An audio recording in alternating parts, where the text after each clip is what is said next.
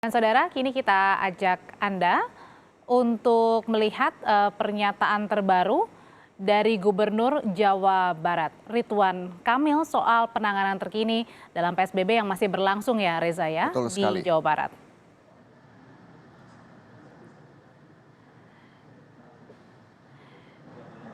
Iya, memang beberapa kita lihat di media online begitu, rencananya memang PSBB akan diperpanjang sampai nanti tanggal 29 Mei 2020, tapi seperti apa penanganannya kita akan simak berikut ini.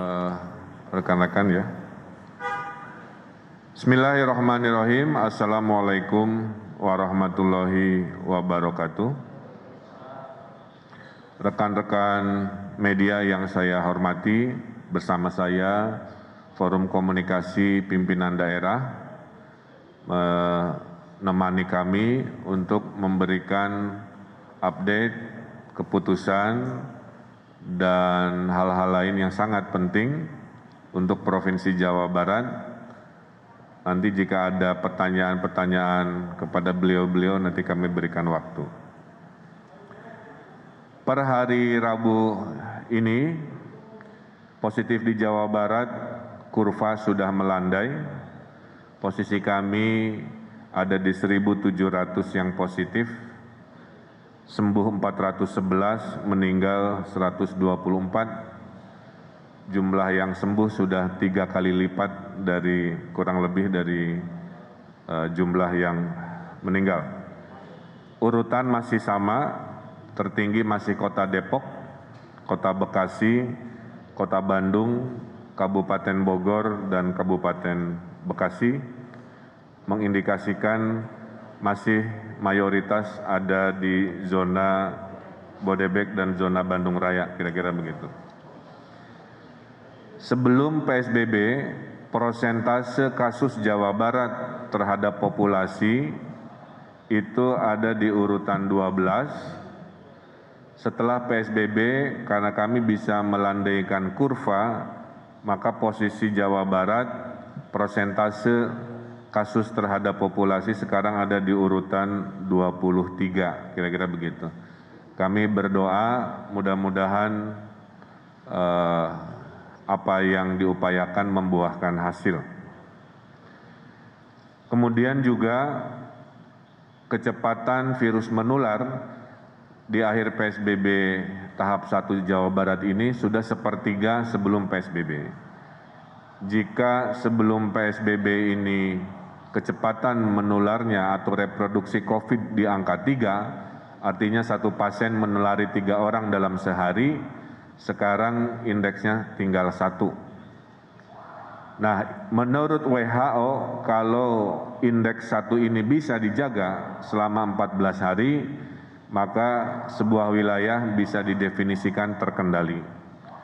Saya menghimbau kepada masyarakat menjelang Idul Fitri, terjadi kenaikan lalu lintas dari 20-30% selama PSBB, sekarang di minggu ini naik ke 40%. Di catatan kami, ini mengindikasikan banyak warga yang tidak bisa menahan diri untuk tidak keluar rumah dan rata-rata untuk berbelanja. Nah, kalau ini tidak bisa ditahan, kerumunan juga tidak bisa ditahan, kami khawatir indeks angka 1 sebagai prestasi ini bisa bergeser di atas 1 karena ada kasus-kasus baru di kerumunan menjelang Lebaran. Ini menjadi atensi, oleh karena itu TNI Polri akan terus meningkatkan dan mendua kali lipatkan pasukan. Di bulan April kasus rata-rata 40, sekarang kasus rata-rata hanya 21 kasus per hari, mengindikasikan kasus positif turun hampir setengahnya.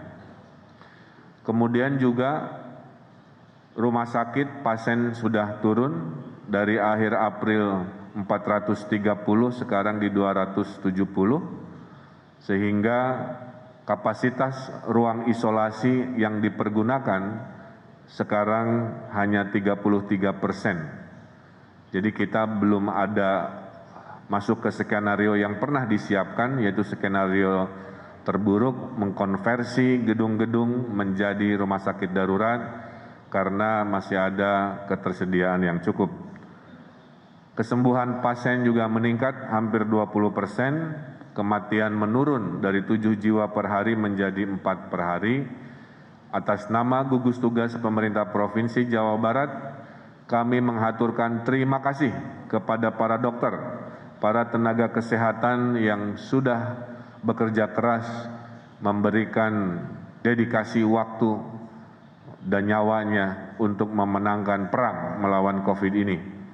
Turunnya pasien di Jawa Barat melegakan, ini menandakan kerja para dokter tenaga kesehatan sangat terasa.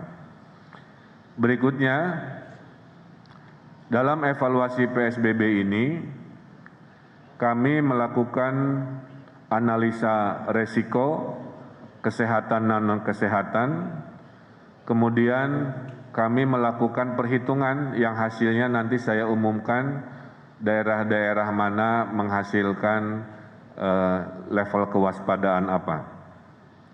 Dalam perhitungan level kewaspadaan, ada 8 aspek yang dihitung. Laju ODP per daerah dihitung, juga per kelurahan. Laju pasien dalam pengawasan juga dihitung, nomor 2. Laju kesembuhan dihitung, laju kematian dihitung, laju reproduksi COVID RT dihitung, laju transmisi atau kontak indeks dihitung, nomor 6, laju pergerakan, kemacetan dan lain-lain dihitung, dan resiko geografis dihitung. Totalnya ada 8 indikator karena kami mencoba memberi scoring secara ilmiah, menghasilkan jika skornya rendah 8-11 masuk kategori 5 atau kritis warna hitam. Jika skornya 12-14 maka masuk level kewaspadaan 4 berat warna merah. Jika skornya 15-17 maka berada di level kewaspadaan kuning atau cukup berat. Jika nilainya berhasil 18-20 maka masuk ke level 2 warna biru moderat, dan yang terbaik adalah jika masuk 8 indeks ini ke nilai 21-24 maka masuk kategori level 1 hijau atau rendah. Bapak Ibu yang saya hormati, rekan-rekan media, kami sudah memberikan panduan apa yang harus dilakukan dalam berkegiatan. Warna hitam level 5 itu berbeda dengan level 4, level 3 sampai level 1. Tapi intinya kepada yang masih di level 5 sampai level 2 itu persentase kegiatan juga berbeda.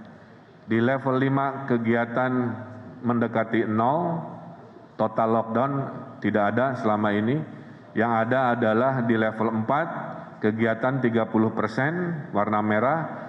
Kalau turun ke kuning kegiatan boleh 60%. Kalau turun ke warna biru level 2 kegiatan boleh 100%. Tapi tetap tanpa kerumunan.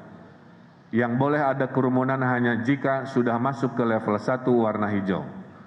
Dan hasil kesimpulannya belum ada dari 27 daerah kota kabupaten yang masuk ke level 1 warna hijau. Maksimal ada di level 2. Oleh karena itu kami di provinsi memberikan rekomendasi sholat Idul Fitri diselenggarakan di rumah, tidak di lapangan terbuka, berhubung dengan level itu.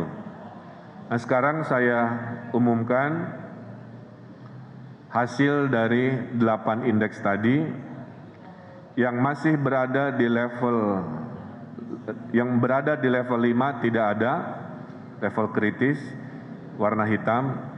Yang ada di level merah, rata-rata sebelum PSBB adalah merah, yaitu Kabupaten Bekasi dengan skor 14, kemudian Kota Bekasi dengan skor 12, kemudian Kota Cimahi dengan skor 12.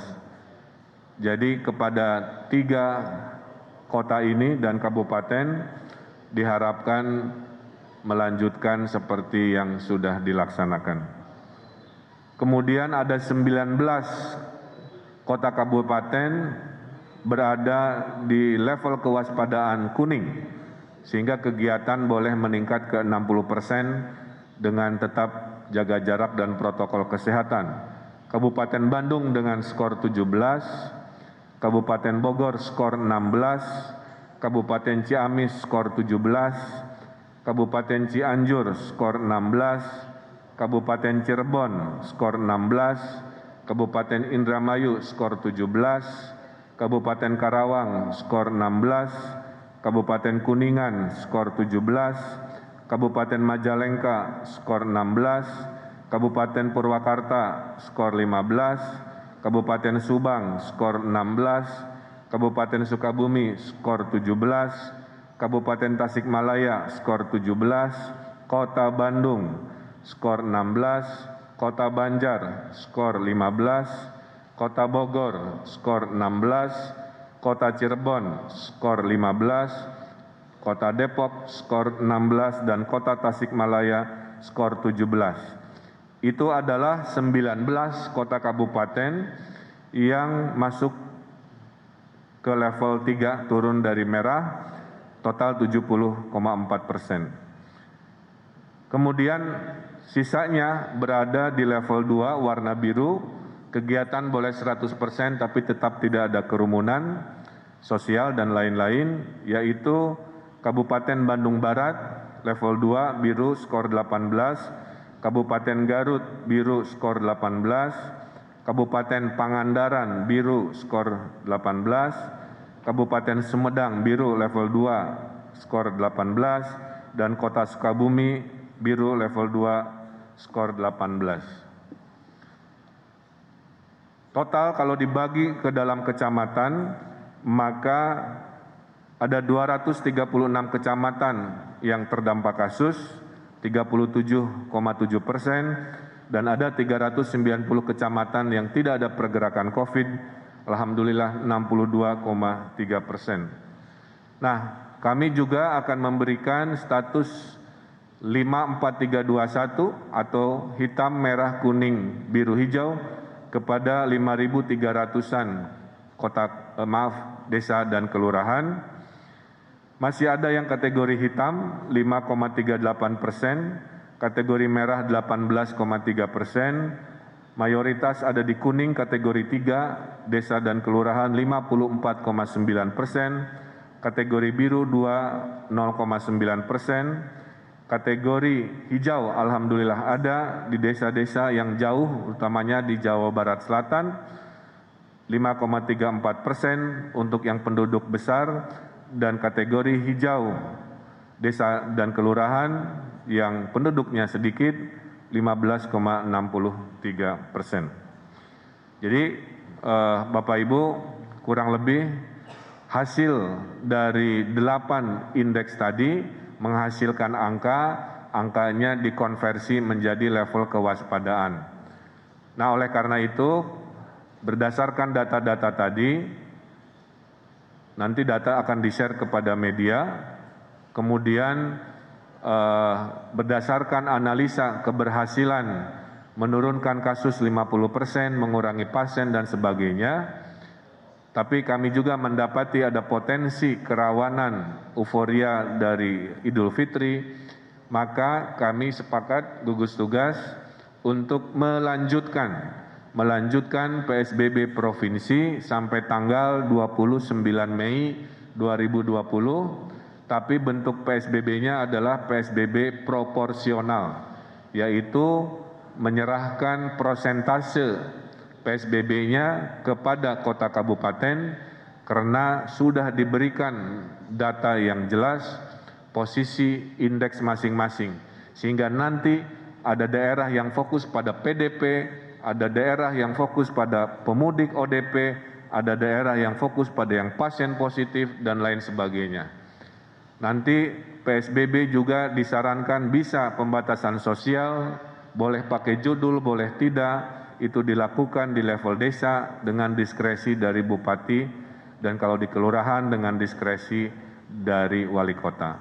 Itulah kurang lebih. Nah, nomor 1 tadi paparan sudah disampaikan, data akan kami sampaikan kepada media. Kenapa COVID sangat rendah masuk zona merah? Ini membuktikan bahwa pergerakan PSBB di Jawa Barat sangat efektif, tapi ini tidak jaminan akan selamanya baik jika kedisiplinan tidak bisa dijaga oleh warga di Jawa Barat. Kemudian beberapa daerah tidak memperpanjang, pada dasarnya hanya peristilahan saja. Jadi tadi saya sampaikan PSBB provinsi dilanjutkan, hanya bagaimana menerjemahkan ke daerah masing-masing, tidak akan dikoordinasikan dengan satu warna oleh gugus tugas provinsi, sehubungan ada 5 indeks kewaspadaan yang sudah diberikan kepada masing-masing, sehingga silahkan mau pakai judul, tidak pakai judul, yang penting di level 5, 4, 3, 2, 1 harus mengikuti kehidupan seperti apa, kerumunan dibatasi atau tidak, dan lain sebagainya. Kemudian di nomor 4, saya kira pegang saja keputusan yang kami umumkan di hari ini. Ada berita-berita terkait zonasi tadi warna di minggu lalu, itu belum resmi karena masih melakukan perhitungan di minggu lalu. Data di awal minggu lalu didiskusikan di hari Sabtu. Nah, yang diumumkan di hari Rabu adalah data-data yang sudah masuk sampai tadi malam di hari Selasa. Saya kira itu. Kemudian realisasi bantuan sosial.